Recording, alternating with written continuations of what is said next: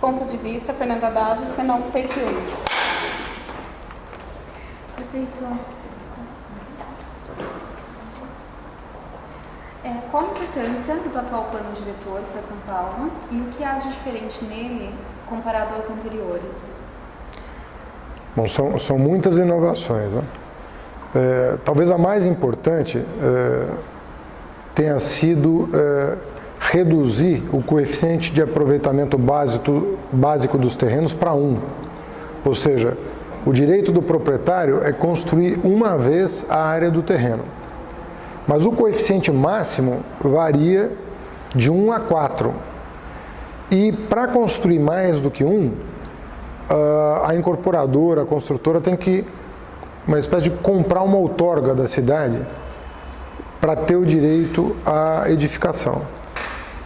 Essa compra da outorga constitui um fundo público, chamado Fundurb. E o fundo público está carimbado 30% para habitação de interesse social e 30% da arrecadação desse fundo para a mobilidade urbana, transporte de massa. Ou seja, o que nós estamos fazendo? Nós estamos garantindo que os empreendimentos da cidade gerem externalidades positivas. Cada prédio novo que surge em São Paulo tem que arrecadar recursos para um fundo de urbanização para dar atenção para os que mais precisam, ou de transporte de qualidade, ou de moradia a preços acessíveis. Além disso, nós dobramos a área de ZEIS. Nós tínhamos uma área de ZEIS e nós dobramos a área de ZEIS, ou seja, nós reservamos terra na cidade de São Paulo para a produção de moradia de interesse social. Isso também é muito importante.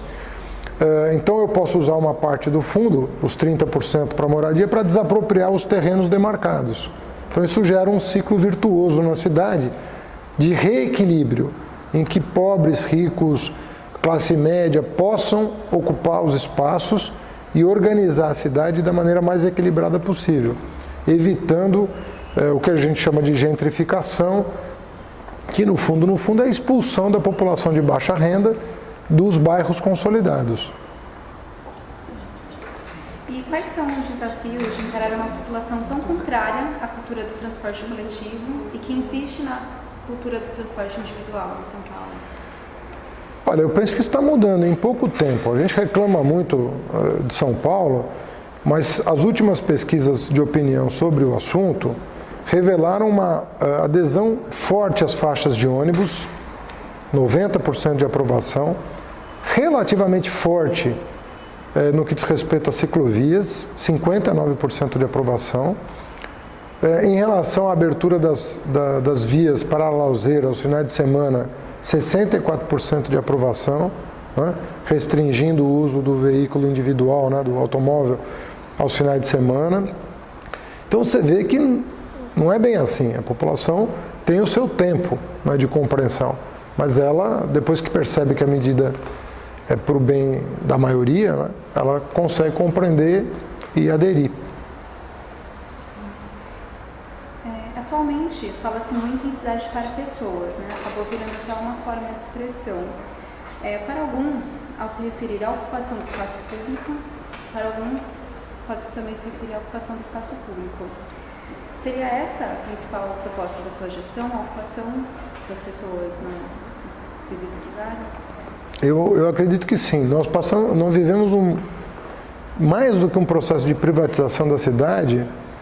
Nós vivemos um período em que a cidade começou a se voltar para dentro, né? As pessoas começaram os térreos dos prédios foram alterados, sempre pensando a segurança e, de certa forma, a esterilização de espaços que poderiam ter alguma fruição, né? Muitos espaços na cidade de fruição foram esterilizados, a começar dos térreos dos prédios. As calçadas foram adaptadas para servir de acesso do automóvel às garagens, o viário foi todo ocupado pelo transporte individual motorizado. Então, um sufocamento da superfície da cidade.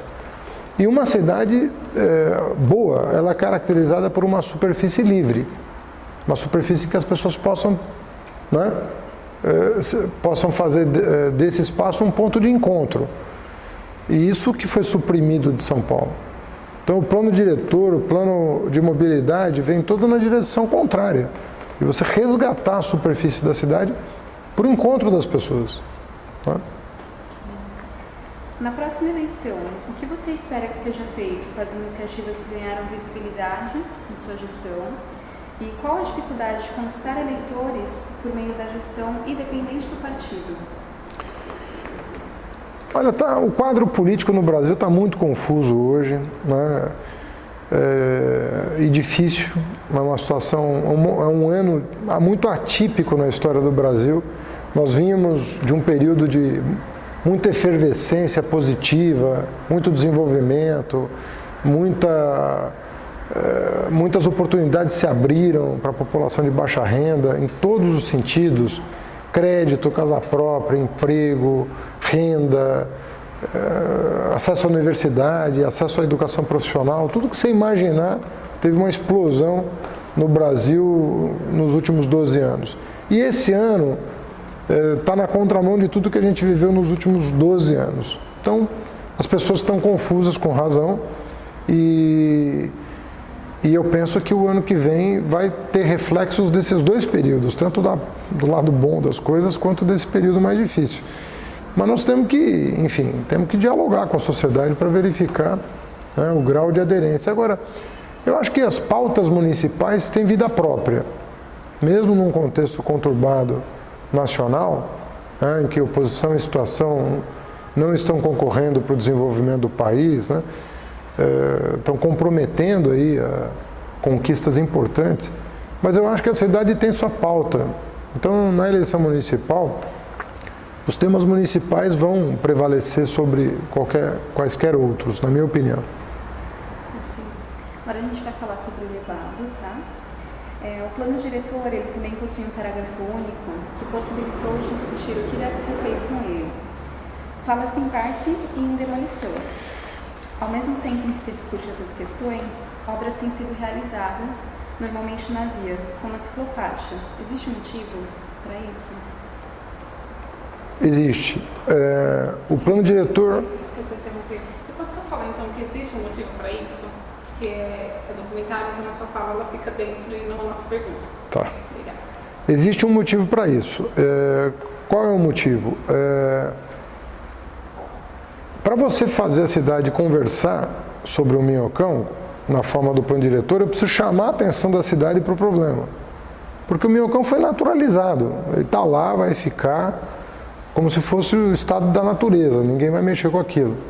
E o plano diretor colocou o dedo na ferida, falou, aquilo precisa mudar, precisa sofrer algum tipo de alteração.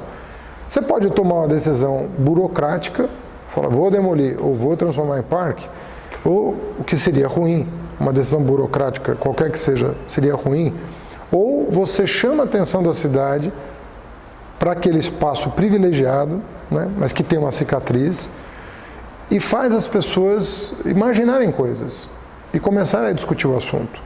Talvez se você fizer uma pesquisa de opinião hoje, as pessoas querem deixar o Minhocão como ele é. Na minha opinião, majoritariamente as pessoas preferem o Minhocão como é hoje do que qualquer alteração.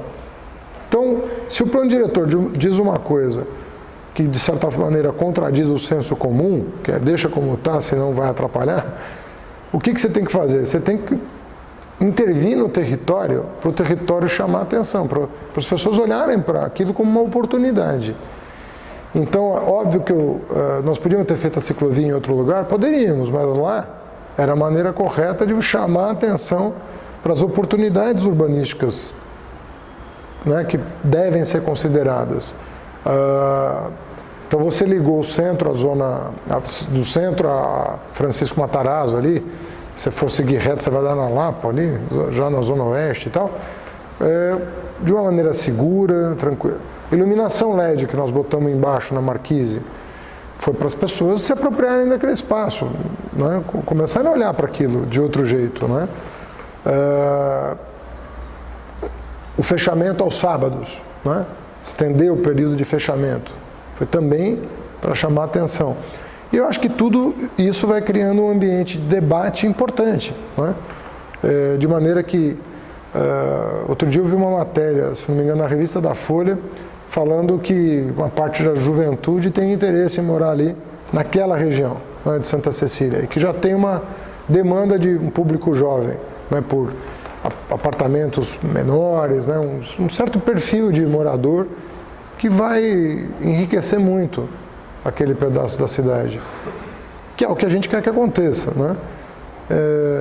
Tem novos lançamentos ali de prédio, há muitos anos não se tem um lançamento ali.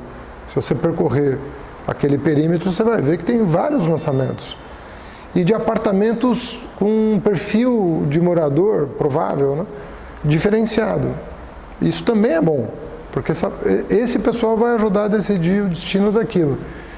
Então, na verdade, essa intervenção, que é uma requalificação, é um tipo de requalificação, o jardim verde, o jardim vertical da Empena Cega, né? Então tem vários, né, quase aperitivos. Você não precisa saborear depois o prato principal, você precisa despertar o apetite das pessoas por aquele pedaço de cidade, né? E outra coisa também, a cidade possui alguns problemas em relação à manutenção de alguns parques e praças. Caso aconteça, né, de realmente se concretizar o Parque Minhocão, como você acha que será feita a gestão da manutenção dele? Olha, São Paulo ainda vive esse processo, os efeitos desse processo de privatização do espaço público que está sendo revertido agora. Quando as pessoas se apropriam do espaço público, elas cuidam. Então, o que se vê hoje, jogar entulho, sofá, colchão, armário, bituca de cigarro, papel, o que se vê hoje em São Paulo é uma coisa um pouco inaceitável, né? Uma cidade gastar R$1 bilhão para fazer varrição de rua e limpeza de praça, não é uma coisa razoável, né? É muito dinheiro que poderia estar sendo usado em outra coisa, né? E, então, isso também vai ter que passar por um momento de mudança de comportamento. Nós nos portamos mal em relação aos espaços públicos da cidade. É muito visível isso, né? Nós temos mais de 4.000 pontos viciados na cidade de São Paulo, onde as pessoas simplesmente despejam, né? Isso tendo o melhor serviço de coleta do Brasil, provavelmente, aqui em São Paulo. Nós temos um serviço muito regulado, né, de coleta. Então, basta as pessoas depositarem no lugar certo, na hora certa, que não tem problema nenhum. Mas não tem ainda, nós não temos ainda de toda a população essa cultura. Então, nós temos que... Isso é uma mudança de comportamento imprescindível para a cidade funcionar melhor. E o senhor costuma frequentar o Minhocão para lazer? Eu tenho ido mais agora em função do que tem ocorrido lá, né? Tem uma praça de comida de rua que foi aberta ali do lado da Marechal Deodoro. Tem o fechamento aos sábados que eu fui, teve o Jardim Vertical que eu fui. Mas enfim, a minha região de lazer é mais perto do Paraíso ali, né? Os parques e avenidas de perto de onde eu moro, né? Em entrevista ao programa da jornalista Mariana Godoy, o senhor comentou também que provavelmente o destino de Minhocão será definido antes de 2029, de 2029, que é o prazo ao qual o plano diretor se acaba, né? O que o senhor acha que deve ser feito com o Minhocão? Isso como cidadão e não como prefeito. Olha, eu não tenho posição firmada ainda, certeza absoluta de qual que é o melhor destino, né? Eu preferia que ele não tivesse sido feito, né? Isso eu posso te assegurar. Mas eu diria isso de muitas obras na cidade de São Paulo. Não deviam ter sido feitas. Porque são obras caras e que algumas nem funcionalidade têm, né? E estão aí como elefantes brancos que ninguém sabe o que fazer. Então teve muito equívoco de planejamento na cidade de São Paulo, né? Obras absolutamente desnecessárias, que enfeiam a cidade, que estão se tornando cada vez menos funcionais. Então aqui a lista é longa. Tá bom? Alguns jornais... Tá longo ainda aí? A gente está acabando. Era uma pergunta do meu Não, a gente vai precisar. Posso fazer a Pode.